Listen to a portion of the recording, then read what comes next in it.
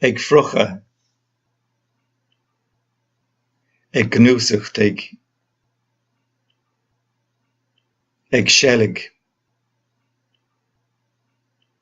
ag síne, ag mothú tiin, ag mille, ag glúiseacht,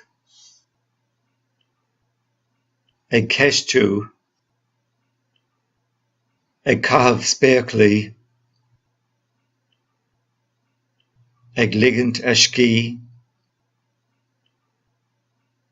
ag spreagadh, ag smúrthacht,